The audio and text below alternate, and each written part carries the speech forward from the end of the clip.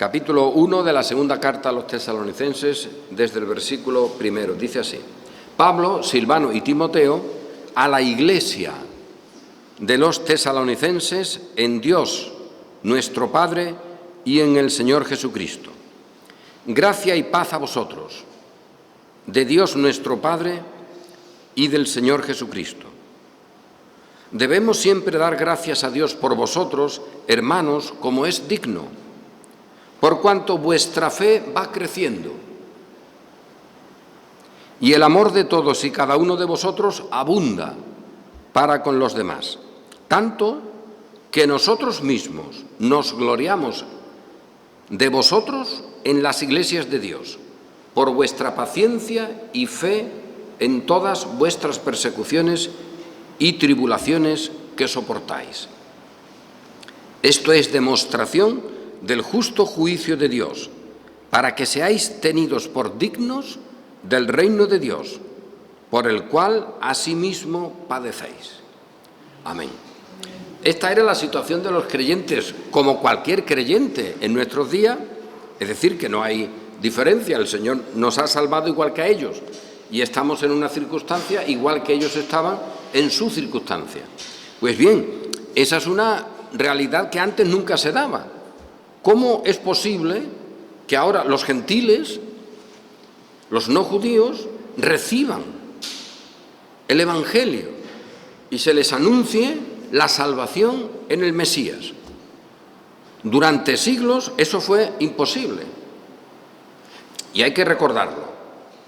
Y precisamente eso ha sido una de las deliberaciones últimas entre nosotros, porque creo que afirmar esta verdad es a veces chocante, difícil de encajar por las teologías que han surgido a lo largo del tiempo, pero esencial para entender la fe. No pasa nada porque uno tenga errores en una cosa o en otra, en diferencias, esas cosas nos van a pasar siempre, carencia de conocimiento en algo, materias que no conocemos, y uno dice, oye, ¿cómo fue la época desde la caída hasta la restauración del pueblo de Israel? Pues yo qué sé, porque tampoco se sabe mucho.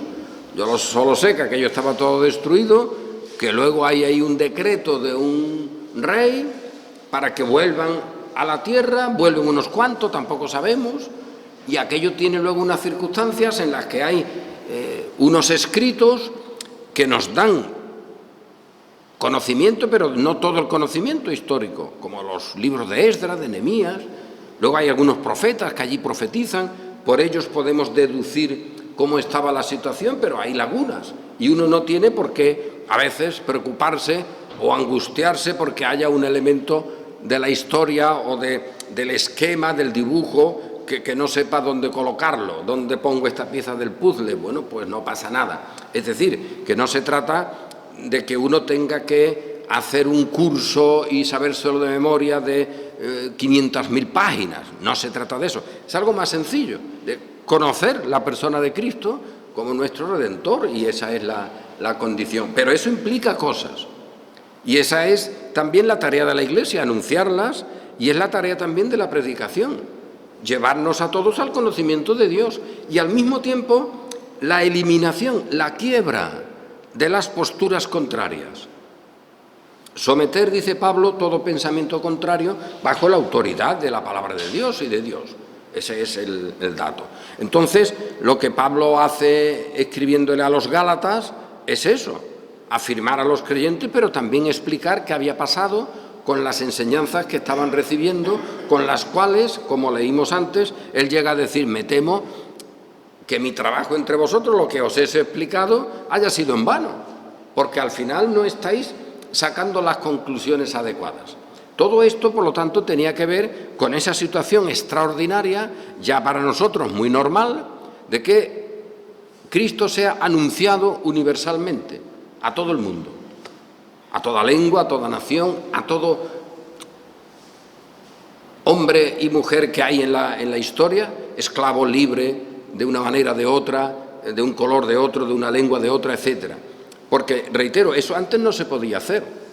Uno puede leer, y esto es una reflexión de la que luego salen otros cauces, Uno puede leer y alegrarse en un texto, por ejemplo, de los Salmos o de los profetas, pero pongamos un texto de los Salmos y por poner uno muy particular, el 119, que es un canto a la ley de Dios, a sus estatutos, a sus decretos, cómo me gozo en ellos, son luz en mi camino, etcétera.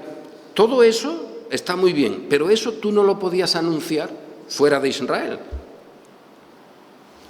Bien está, alégrate todo lo que quieras, pero recuerda este dato. Fuera de Israel, fuera del templo, fuera de los sacerdotes, fuera de los ritos, fuera de la ley, como en ese momento se conocía, tú no podías anunciar eso. Eso no era para todo el mundo. Tú te podías alegrar con los que estuvieran allí. Y eso sabemos que encima fue un fracaso porque los que estaban allí no se alegraban en la ley de Dios. La conservaban, pero los profetas la habían cambiado. Y al final, fijaos cómo terminó aquello, con todo destruido. Bueno, pues ese es el gozo y la alegría. ¿Es malo? No, pero recuerda, eso tú no lo podías trasladar fuera de Israel.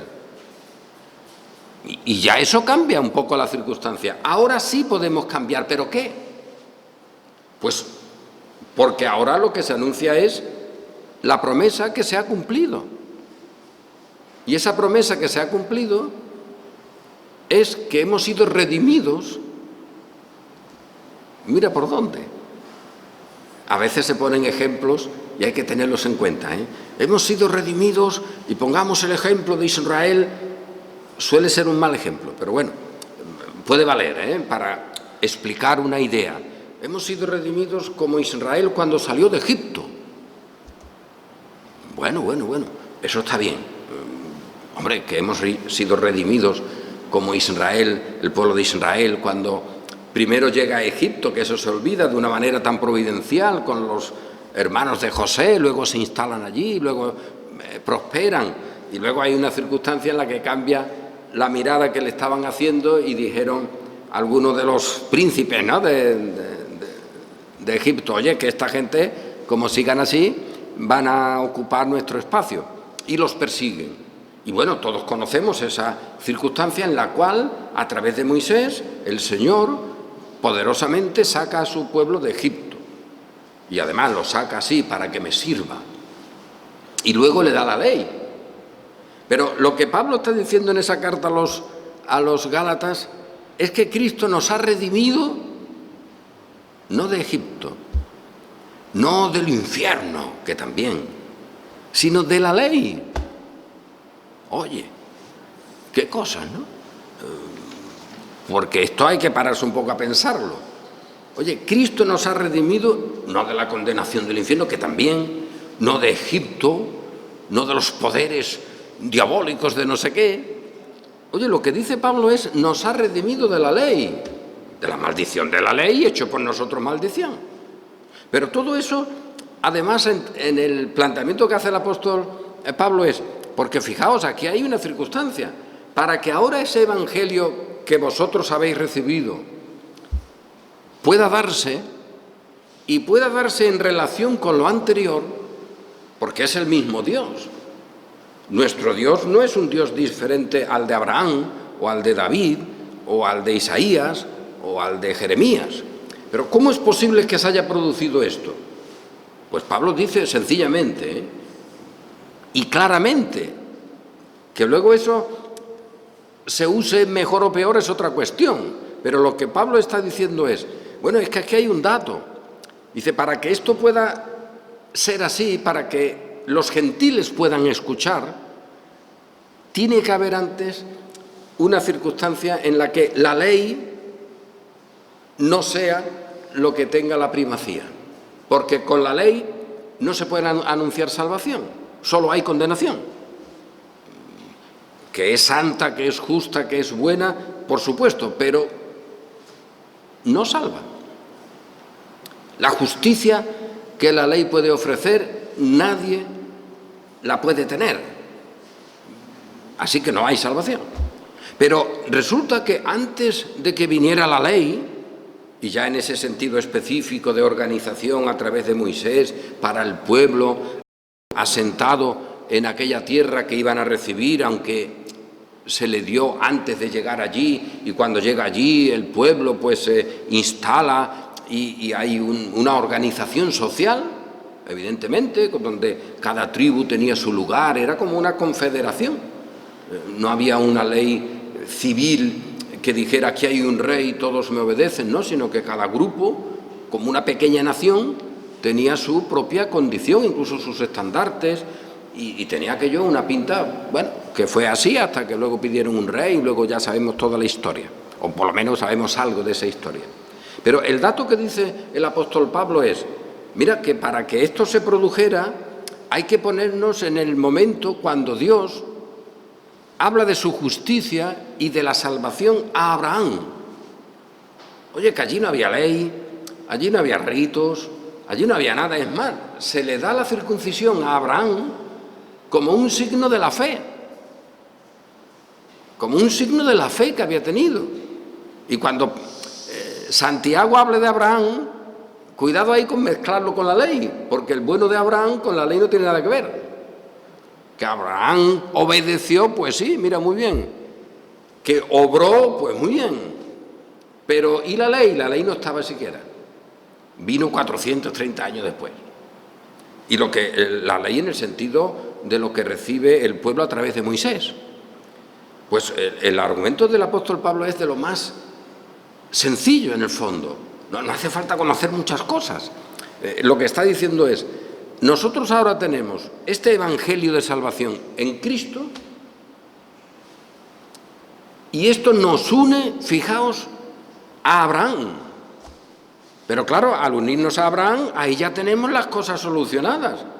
Ahí ya nos hemos quitado el problema de qué hacemos para anunciar este evangelio si durante tantos años ha estado metido en la ley, ha estado ahí atado, como nos dirá, ha estado guardado este pueblo en ese receptáculo que es la ley, y ahora ¿cómo se puede abrir esto a todo el mundo? Porque hemos sido redimidos de la ley, porque la ley ya no está. ¡Qué caramba! Eso no es malo. ¿O es malo? Porque Pablo no dice que sea malo. Al contrario, dice, hombre, esta es la salvación para todas las gentes. Porque como la ley se mantenga, solo los descendientes según la carne, los judíos, etcétera, podrán presumir de ella. Pero el apóstol dice, no, mira, en Abraham fueron hechas las promesas. Y ahora nosotros tenemos el evangelio de la promesa hecha a Abraham. Que ya digo, fue a un hombre que estaba allí en su tierra, que fue sacado por el Señor, que luego se le dio la circuncisión como signo de eso, y luego 430 años después, que son tela de años, 400 años, 4 siglos, a los que habían seguido el recorrido de Abraham, a los que se puede mirar como sus descendientes, se les dio la ley.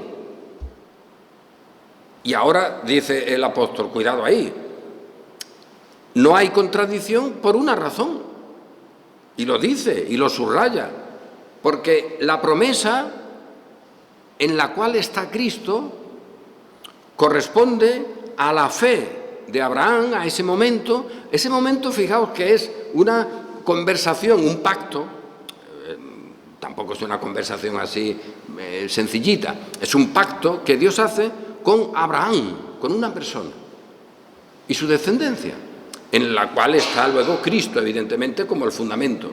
Pero, ¿qué hay ahí?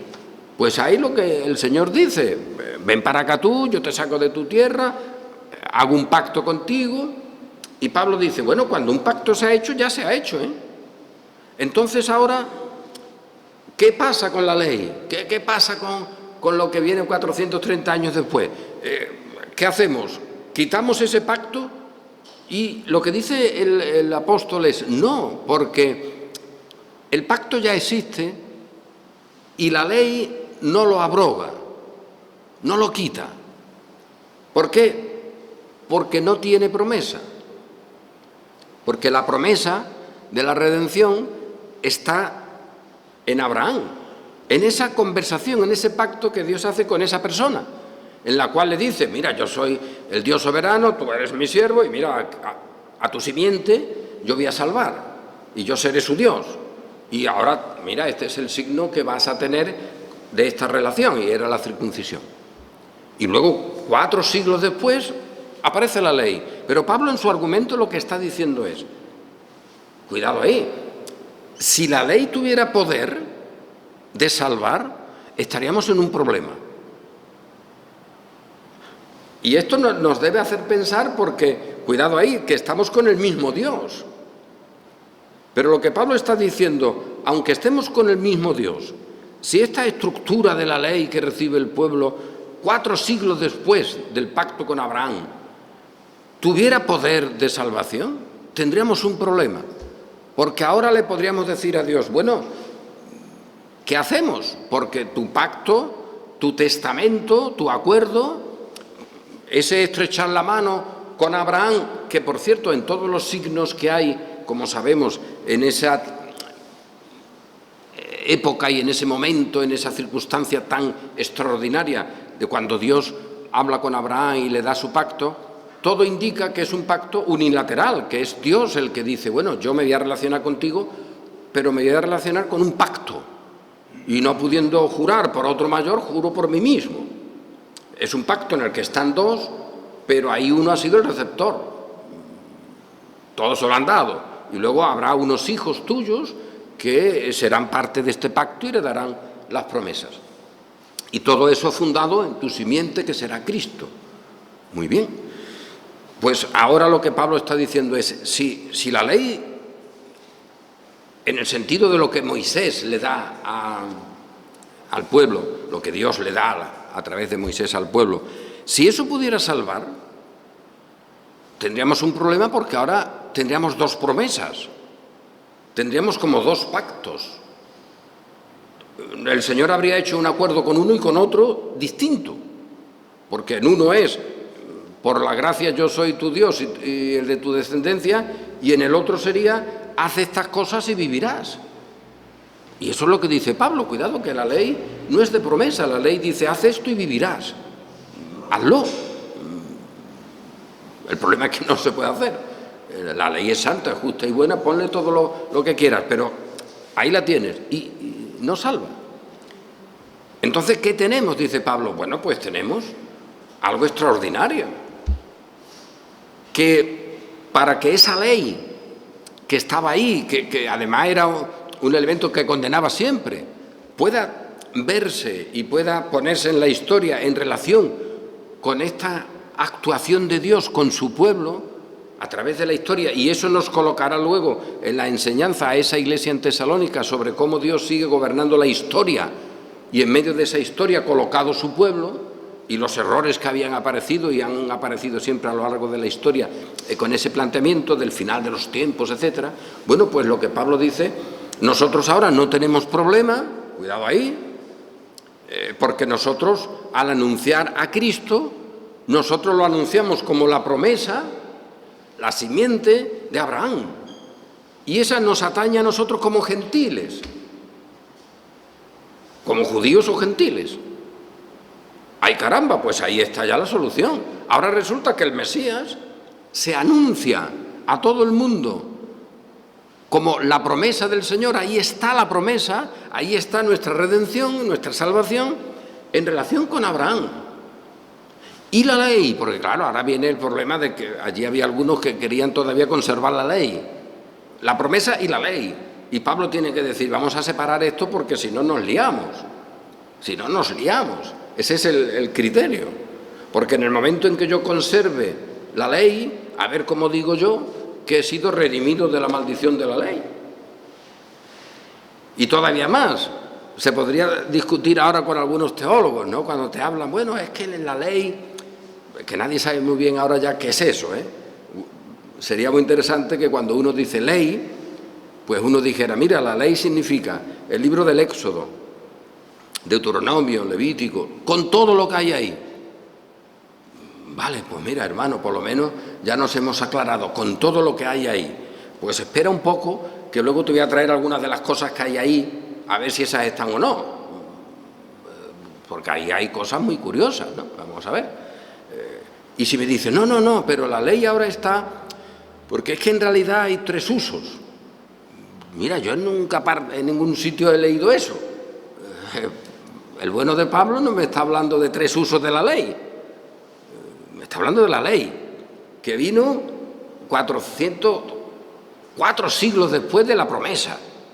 De momento, eso vale, que yo te lo pueda admitir y que yo lo pueda usar incluso para explicar algunas cosas y decir, hombre, hay claramente en esos libros, en esa ley, pues un aspecto que es ceremonial.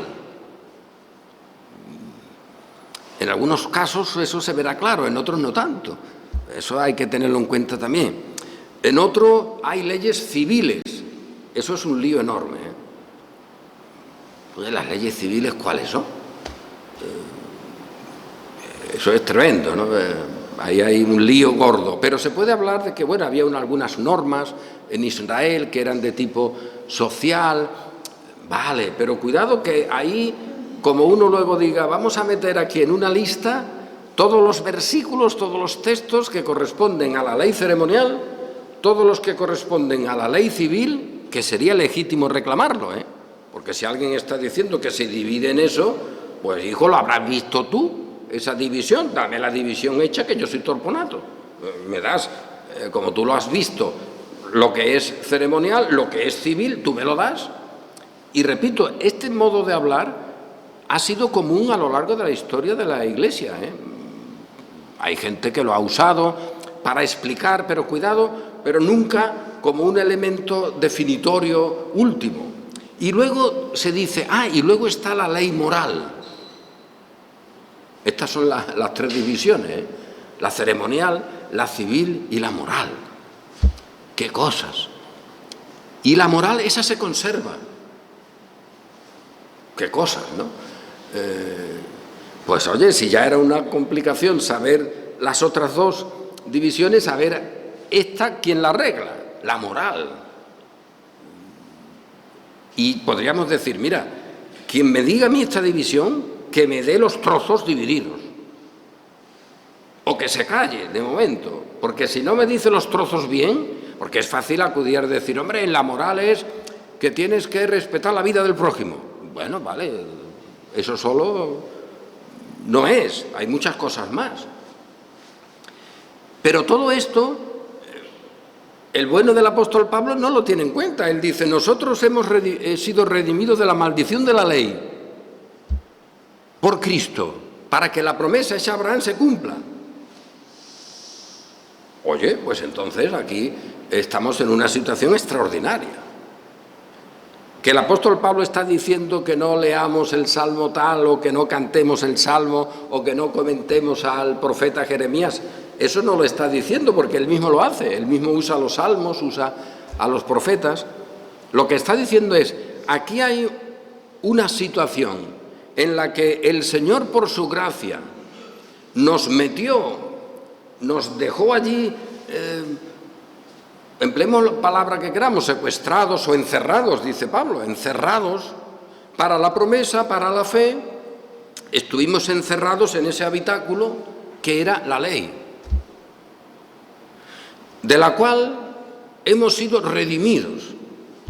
Oye, pues si hemos sido redimidos, ¿eso qué significa? Es más, que hemos tenido que ser hechos redimidos, porque si no, no tenemos salvación.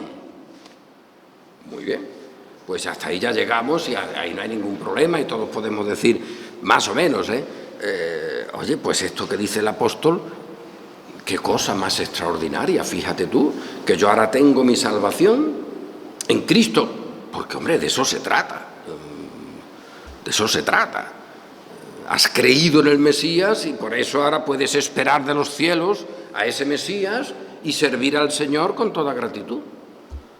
Bueno, pero el apóstol dice, pero aquí hay un problema, porque esto de lo que hemos sido redimidos, ¿dónde lo dejamos? ¿Dónde lo ponemos? Que no es poner la palabra del Señor en un lugar, sino lo que el Señor nos dice en esa palabra. Hay un texto bastante notable del propio apóstol en la carta a los Filipenses, como todos sabemos. Oye, que yo tenía una vidilla ahí con la ley, que cuando yo estaba encerrado en la ley estaba a gusto, y era sincero. Y yo era una persona ahí que, bueno, de la lista siempre estaba el primero, porque era hebreo de hebreos.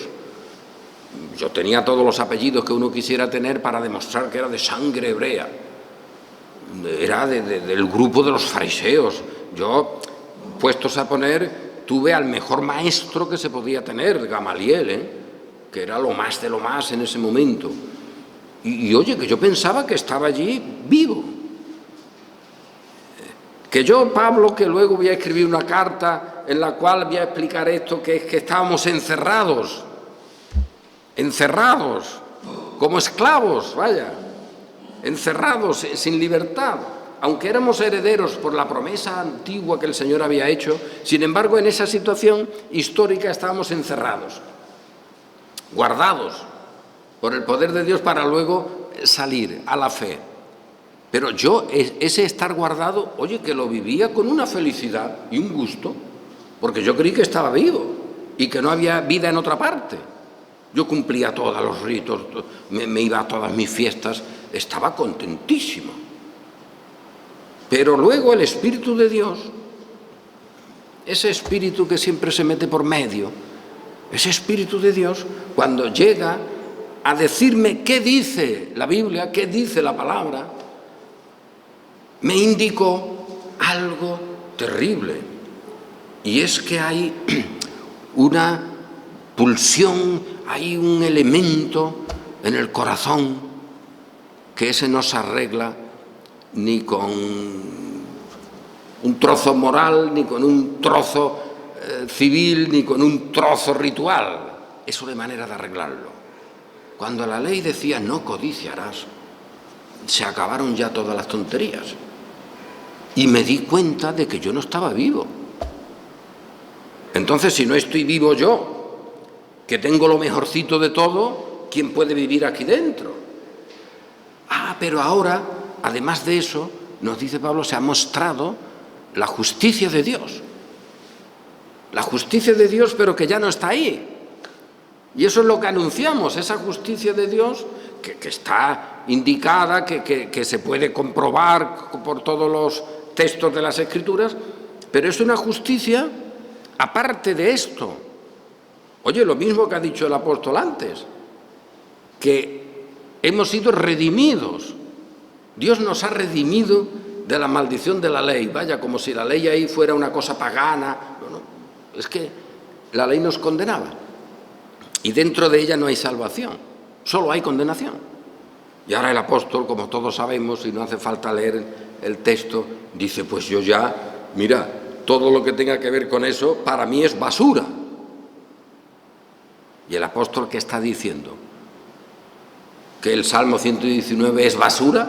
No, pero lo que está diciendo es la comprensión de la Escritura, que ahora el Espíritu me da, me indica que hay una situación en la cual la salvación no está, yo estaba confundido, estaba equivocado, me tenía el diablo engañado con esa ley, y ahora resulta que yo, cuando contemplo la verdad, digo, eso lo tengo por basura para tener la justicia de Dios en Cristo, por la fe.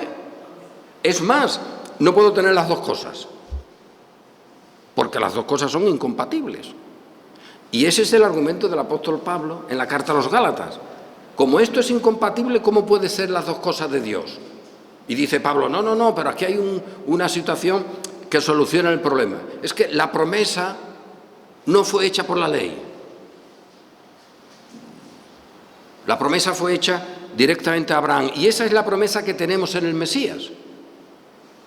Y para cumplirse esa promesa hemos tenido que ser redimidos de la maldición de la ley. Por lo tanto, esa acción de Dios durante siglos de conservar la ley, de mantener al pueblo, etcétera, es el cumplimiento de lo que el Señor ha dictado desde la eternidad con todos nosotros que somos sus hijos. Ahora bien, Y dice Pablo, ya poniéndose en nuestro presente con la iglesia de los tesalonicenses, o la iglesia en Éfeso, o la iglesia en Filipos. Pero ahora nosotros tenemos esta situación nueva. Tenemos a este Mesías, tenemos a este Cristo, que anuncia la ley, que anuncia los profetas, todo como se ha dicho, pero que es el cumplimiento de las promesas. Y ahora en Él tenemos la promesa con nosotros. El apóstol Pedro también dirá cómo esto es una herencia incorruptible, incontaminada, inmarcesible, que no nos puede quitar nadie, etcétera, que somos guardados por el poder de Dios mediante la fe. Toda esa nueva situación la dice el apóstol también. Y esa es la que nosotros tenemos el deber de anunciar. Porque a ver qué otra cosa se debe anunciar. La gloria de la palabra de Dios, que es luz en nuestro camino, pero esa luz al apóstol Pablo le viene dada por el Espíritu para indicarle que la ley lo mata y que ahora, en relación con la justicia de la fe, eso lo tiene por basura.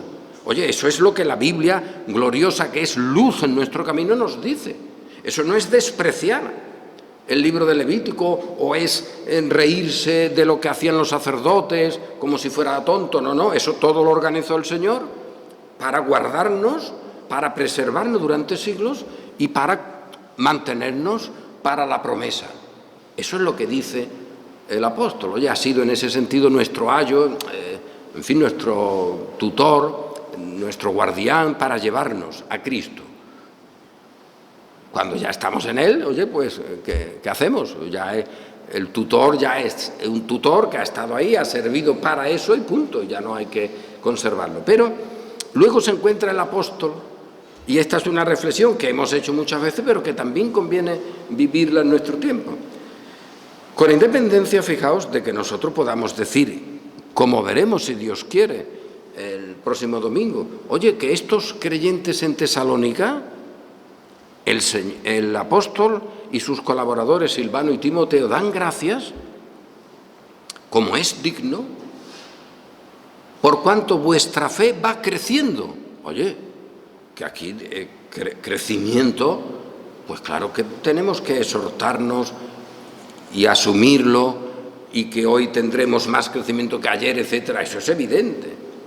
Y por cuanto el amor de todos y cada uno de vosotros abunda. Oye, ¿quién quita esto? El apóstol, cuando nos dice que estamos en Cristo y que ahí se ha cumplido la promesa y que hemos sido redimidos de la ley, nos dice, por lo tanto, ya no hay crecimiento, ya no hay deber, ya no hay esfuerzo, ya no hay responsabilidad, todo lo contrario. Puesto que sois libres, andad de esta manera, andad de la otra, etcétera, ¿no? Y ese es nuestro deber.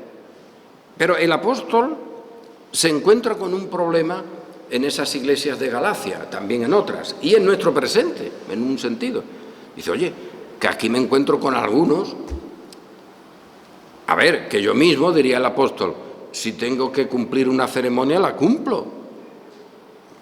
Que si yo tengo que circuncidar a un colaborador, yo lo circuncido. Pero si eso es, en el mejor de los términos, y en el mejor de los significados, eso es indiferente. Oye, que yo me tengo que llevar a este como colaborador para predicar y hay un problema que puedo tener con los judíos porque este no está circuncidado, su padre era griego, etcétera. Bueno, pues yo lo circuncido. Ahora, cuidado ahí, que nadie me exija que yo circuncide a todo el mundo, porque cuando alguien me lo exija, yo no circuncido ni muerto a nadie. Así que yo a este, porque veo lo normal y una buena actuación para prevenir errores y para prevenir estorbos, yo lo circuncido, pero como alguien me mande y ordene la circuncisión, eso sería un problema gordo, yo no lo puedo tolerar. Así que a quien me manden que se circuncide porque hay que tenerlo circuncidado, ese no, eso, así que yo puedo circuncidar a uno y de ninguna manera a otro, y no pasa nada. Y que si yo tengo que pasar unas fiestas y unos ritos en Jerusalén el día de no sé qué, yo voy por allí, si a mí no me afecta esto, si yo puedo participar de un rito de los que mi pueblo Israel participa y yo estaré en tal día y estaré allí, cumpliré tal promesa, haré las cosas normales que hacía el pueblo de Israel con su cultura, digamos así en este caso, y no pasa nada. Pero el problema no es ese, porque ese problema para Pablo no existe. Tenemos libertad, dice él. Que uno no quiere comer lo sacrificado a los ídolos en la carnicería, que no lo coma. Que otro piensa que lo puede comer, que lo coma. Ahora hágase eso de una manera que no se ofendan los demás y que no sea eso un instrumento para dañar, sino para edificar, ¿vale? Pero libertad, ahí tenemos ese dato extraordinario de la fe, que no hay ritualidades, sino uso de la libertad en amor para edificar a los hermanos. Y ese es el planteamiento. Pero allí en las iglesias de Galacia, como hemos leído, el apóstol se encuentra con una situación asombrosa. Y es que aquellos que decían tener al Cristo de la promesa estaban viviendo como una obligación, como algo propio de su nueva existencia, ritualidades y comportamientos y obligaciones que tenían que ver con aquello de lo que hemos sido redimidos. Y oye, dice Pablo, esto no es lo mismo, que si tú quieres ir un día a echar un rato allí en Jerusalén, si eres judío sobre todo, claro, porque si no eres judío no tienes por qué, pero si tú siendo judío vas allí y echas un rato el día de la fiesta tal, pues hombre, pues muy bien, y allí verás a los hermanos, incluso tendrás ocasión de anunciarles al Mesías, pero que tú me pongas eso ahora, estoy oyéndolo y estoy viéndolo en todas estas iglesias de Galacia, que tú me pongas eso ahora como una parte esencial de la relación con Cristo, ni agua te doy. Eso no puede ser. Eso se tiene que eliminar. Oye, que ya eso no forma parte de la indiferencia de actos con la libertad cristiana que uno puede tener. Eso forma parte de algo tan tremendo como querer poner de nuevo viva a la ley y que nadie se olvide. Como me hagas revivir a la ley, quédate con ella, pero no puedes tener a Cristo, porque Cristo te ha redimido de la ley. Entonces, ¿cómo lo vas a tener a Él y a la ley de la cual te ha redimido y por la cual Él ha sido condenado en tu nombre? Hombre, esas dos cosas no me las pongas en el sitio, porque no puede ser. No puede ser hijo adoptivo por la promesa y luego vivir como hijo esclavizado por la ley, porque esas dos cosas, hombre, no valen. Y él les llega a decir a los Gálatas algo que puede parecer un poco chocante, pero que es, y ya voy concluyendo, que es muy relevante también en esta reflexión. Ciertamente, en otro tiempo, no conociendo a Dios, servíais a los que por naturaleza no son dioses. Esto le dice a los creyentes de las iglesias en Galacia. En otro tiempo, pues no conociendo a Dios, servíais a los que por naturaleza no son dioses. Mas ahora les dice a todos, a los judíos que había allí, que los había, y a los gentiles. Mas ahora, conociendo a Dios, y dice el apóstol, bueno, o más bien, siendo conocidos de Dios. Que fijaos, hasta aquí el apóstol quiere dejar esto claro, no sea que alguien vaya luego a sacar la conclusión, que fíjate lo que pone ahí, conociendo a Dios, por lo tanto yo tengo capacidad para conocerlo. El apóstol, en el uso del lenguaje que tantas veces tenemos que hacer, que es correcto decir conociendo a Dios, porque oye, conocemos a Dios, pero si alguien quiere sacar de ahí una conclusión errónea, el apóstol dice, bueno, más bien, siendo conocidos de Dios, ¿cómo es que os volvéis? Si en otro tiempo estabais aquí, ¿cómo es que ahora, conociendo a Dios, o siendo conocidos de Dios, os volvéis? El apóstol está diciendo, si habéis sido redimidos de esa situación, ¿cómo es que os volvéis? Ah, mira, es que yo me vuelvo para santificarme. Sería el colmo, Sería el colmo. Eso sería de juicio, ¿no? Sería de juicio. Oye, que yo tengo la salvación en Cristo, que es el cumplimiento de la promesa, pero yo por ese camino no me arreglo muy bien. Entonces regreso a ese lugar del cual he sido sacado, donde estaba encerrado para la fe, y ahora en ese encierro, ahí yo crezco en santidad. Hombre, cuidado ahí, fijaos a dónde estamos llegando, que uno puede tener los usos legítimos e indiferentes, incluso de los ritos de la ley, y no pasa nada, con los judíos sobre todo del primer tiempo, pero como tú quieras plantearte la cuestión así y decir, no, yo es que me pongo ahí. Pablo lo que está diciendo es, ¿cómo vuelves? Si tú ahora conoces a Dios, ¿cómo vuelves? ¿Cómo es que os volvéis de nuevo a los débiles y pobres rudimentos, a los cuales os queréis volver a esclavizar? Y aquí el apóstol, y es lo más chocante que puede haber también para la actualidad, lo que está diciendo es, los gentiles, pues cuando estabais sin Dios, pues teníais una vida religiosa en la que servíais a lo que no es Dios. Fijaos la cantidad de cosas que se podrían decir hoy del cristianismo, con santos, con procesiones y con tantísimas cosas, durante siglos. Lo que los paganos hacían, Pablo diría, oye, pues ahora lo están haciendo los cristianos. Pero esto también vale para los judíos. Oye, los gentiles antes tenían un servicio a Dios en base a cosas pobres, rudimentos, débiles, que no sirven. Es más, luego dirá, estas cosas pueden tener un cierto prurito así de fuerza humana o de santidad humana, dice, pero no tienen ningún valor contra el pecado. O sea que el pecado se ríe de esto no sirve para nada, el pecado esto ni lo quita, vamos, ni soñando. El pecado, que es una cosa de raíz, no la quita con una crema, o sea que eso está evidente. ¿Por qué os queréis volver a esclavizar? Alto ahí, que el apóstol está diciendo, voluntariamente queréis volver a la esclavitud. Cualquiera nos diría, no, esclavitud no, ¿cómo te atreves? La ley de Dios no es esclavitud. Bueno, de ella hemos sido redimidos de su maldición, y ahí estábamos guardados igual que los esclavos, porque nosotros nunca podemos ser idénticos a los no elegidos, pero el Señor nos eligió, nos guardó ahí y ahora nos ha redimido. Bueno, vale.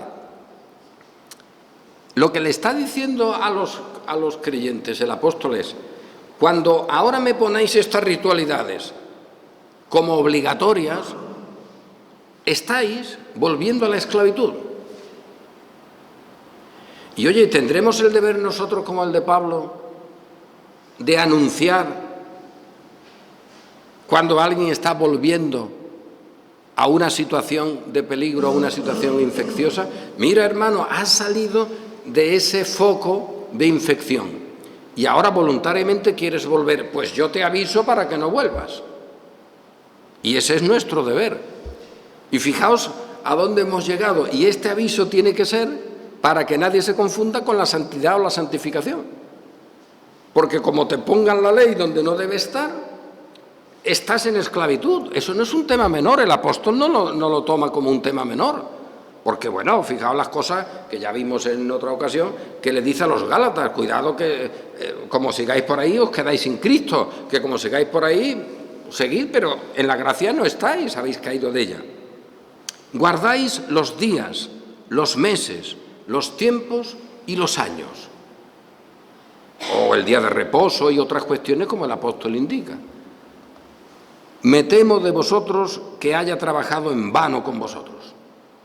Lo que el apóstol está diciendo, todo lo que se puede tener de la fe, de la comprensión del Cristo resucitado, etcétera, como ahora me vengas con estas, es trabajo en balde. O sea que el apóstol está diciendo, como esto se instale,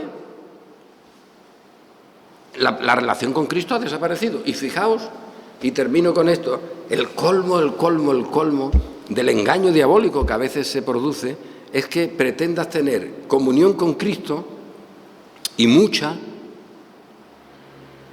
con aquello que es precisamente lo contrario a su comunión.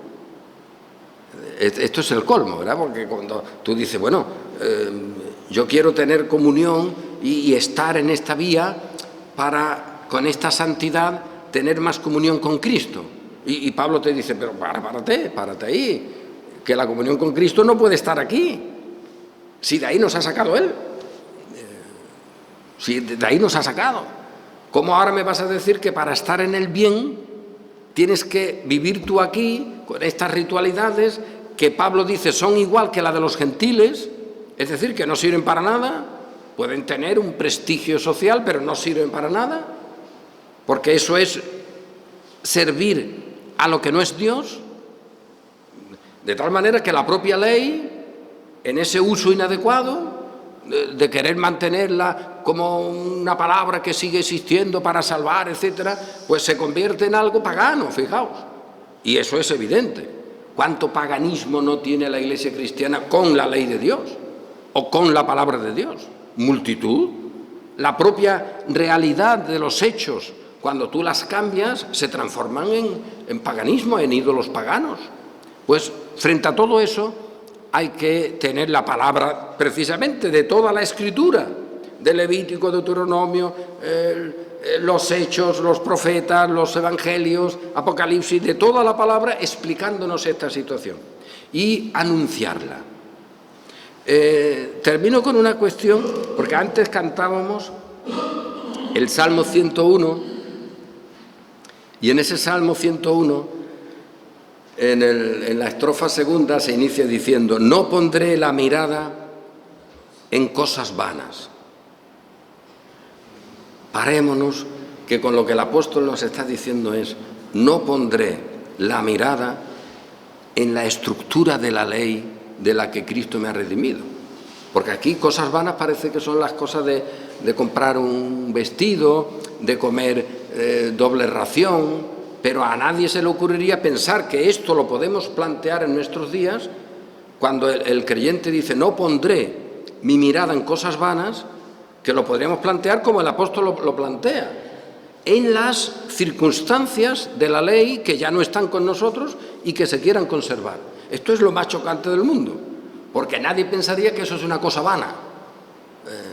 Bueno, pues hemos de ir arreglando esta cuestión, porque el apóstol lo dice claramente. La promesa que tenemos tiene a la ley como un paréntesis ahí, fue hecha a Abraham, 4 siglos después viene la ley, pero no la abroga, porque la promesa nunca fue por la ley dice haz esto y vivirás, y la promesa dice cree, y eso es lo que ahora tenemos cumplido en Cristo, que nos ha redimido de la maldición de la ley. Todo esto es la explicación que el Señor nos da en su palabra. Y ahora anunciamos a Cristo como el Redentor. Como el Redentor. Curioso, ¿eh? Como el Redentor. Nos ha redimido del pecado. Claro que sí. Este es el Cordero de Dios que quita el pecado del mundo. Claro que sí. ¿Y eso cómo se hace? Redimiéndonos de la ley. Donde no hay ley, no hay pecado. Como la ley se mantenga, el pecado existe. Y nos ha redimido de esa condenación. ¿Eso significa que no nos alegremos en cantar un salmo, que no nos alegremos en la explicación que la propia Escritura dice de sí misma? Todo lo contrario. Pero en Cristo, no separando estas cuestiones que el diablo hizo ya en aquel momento tan extraordinario cuando tienta al Mesías precisamente con las Escrituras. Con la ley. Oye, está escrito tal cosa, ¿tú por qué no lo haces? Oye, que está escrito tal cosa, ¿tú por qué no lo cumples? Ese planteamiento sigue con nosotros y gracias al Señor, fijaos, gracias al Señor podemos decir, mira que estamos en la libertad, estamos en el verdadero, en el Hijo de Dios, estamos en el verdadero. Este es el verdadero Cristo, esta es la verdadera salvación. Esta es la vida eterna, estamos en el verdadero. Y ese verdadero es el que nos dice la verdad. Y en esa verdad está que nos ha redimido de la maldición de la ley, hecho por nosotros maldición. y que ahora nosotros tenemos pues nuestra vida de crecimiento en la fe, de amor abundante con los hermanos, de vivir para edificación con los demás, de servirnos mutuamente. Pues claro que sí, pero no nos vayamos a meter en el lío enorme de aquellos que decían, bueno, pero ahora para servirle bien tengo que meterme en el biombo de la esclavitud de las leyes. Hombre, entonces estás perdido. Es que si no, ¿cómo le sirvo? Hijo, pues Él te lo ha dicho, por su espíritu, con sus obras en ti, con sus frutos. Ay, pero eso a mí no me da mucha garantía porque no tengo reglas, no tengo normas. Sí las tienes, el espíritu te las irá dando, tú tranquilo. Tú vive tu libertad, respira hondo, hombre, y quédate con Cristo por su espíritu, que es el que en nosotros clama, Abba, Padre. Pero si sigues siguiendo el ritmo de los esclavos, ¿ahí qué vas a decir? Te verás muy bonito, pero al final eres esclavo. Ese es el planteamiento. Y es nuestro deber, precisamente, procurar quitar todo el daño para la Iglesia del Señor. Y ese daño son cosas diversas. Si uno habla de la idolatría, pues hombre, hay que quitarla. Quitar la idolatría, entendamos el término, de la ley o de la estructura legal de la que Cristo ya nos ha liberado, porque si no estamos perdidos. Eso si se usa mal, y hay muchos casos en que se usa mal, hay que quitarlo. Hay que, por lo menos, anunciar que no se tropiece, anunciar que eso tiene consecuencias negativas, anunciarlo, luego ya cada uno tira por donde pueda. Pero ese es también nuestro deber. Yo creo, personalmente, clarísimo, que es también mi deber. Oye, yo no voy a avisar hoy a la Iglesia de que tiene un problema en no sé qué ley que hayan aprobado en el Parlamento. Que aprueben lo que quieran. Ese va a ser el problema increíble, ¿no? El problema es precisamente lo que Pablo vea en la iglesia de Galacia. ¿O es que allí no había otros problemas sociales y allí no había leyes rarísimas? Pues claro que las habría. Pero el problema que ve Pablo es que, oye, que estáis volviendo a la esclavitud. Y todo eso encima con el formato de que estáis queriendo servir a Dios según su ley y presumiendo de que amáis mucho su ley. Bueno, la amaréis mucho, pero Pablo dice, pues ama mucho la ley, pero esa ley, tal como yo la he vivido, la tengo por basura. Cuidado con lo que amas, porque yo te digo, hermano mío, que eso yo lo tengo por basura. Cuando estoy con Cristo y la justicia de Dios por la fe, eso para mí es basura. Ahora yo no quiero ser hallado ahí, sino quiero ser hallado en Cristo. Oye, eso es clarito.